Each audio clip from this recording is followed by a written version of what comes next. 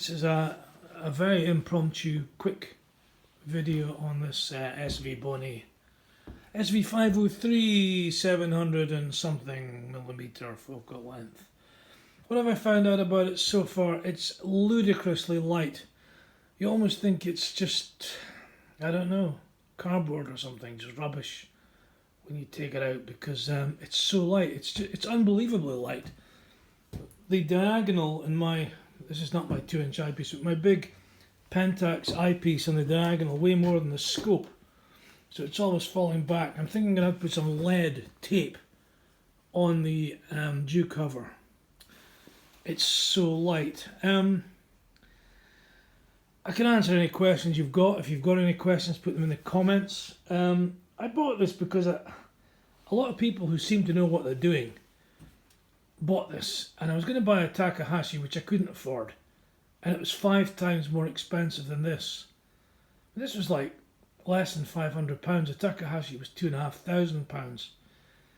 Now, I used it last night to look at Saturn, and okay, I was using I think I got down to 7mm, which is 100 times, but it's not so good because it's getting dark.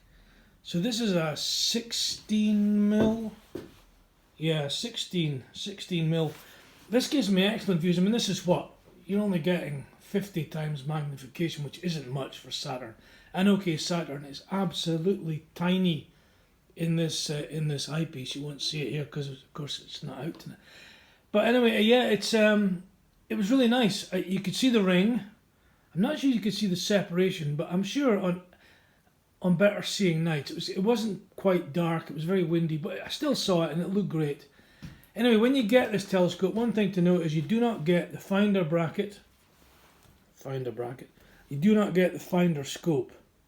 These bits are not inexpensive. It's like it's like £60 to add your scope and your finder bracket, but you got to get it because you'll never find anything without a finder scope.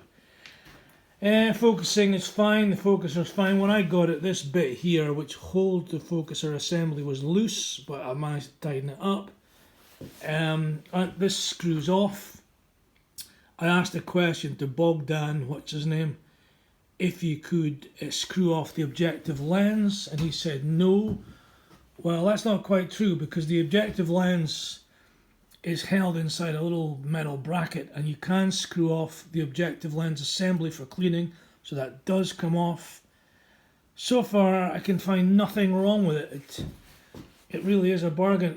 The chromatic aberration, purple fringing, I'm sure it will have on the moon when I get to the moon. I've only seen Saturn so far, and I've used it outside to focus on some things in my garden and in daylight. Yes, there's a wee bit of sort of green yellow on one side and maybe a little bit of purple, but honestly, for the likes of Saturn, absolutely doesn't come into it, and the optics are really nice. I mean, I've owned a Takahashi FSQ85 with perfect optics, where stars are pinpoint dots on a black background.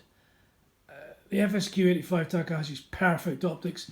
I had a Williams Optics 123 with Elzos glass with a Stell ratio of 99. I mean, it was obviously awesome, but it was really heavy. It was 123. This is a 102mm objective lens, 123. It was 730 focal length. I think this is 713. But the Williams Optics was, of course, £3,000-4,000, and this is £500. Incredibly easy to put on the mount. I just like to use this really simple alt-azimuth mount for visual observing. So anyway, that's just a little brief introduction about how I found it so far. I'm really pleased with it, actually. I'm shocked. I expected it to be garbage. I expected to send it back, but not at all.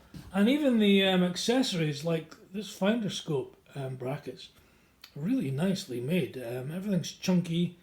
The finder scope optics are superb. Really surprised. And it just shows you that maybe we've been paying too much over the years. Maybe people have been buying stuff like this from China and putting a fancy name on it and doubling the price and making a lot of money off us. Yeah, well, I'll leave it there.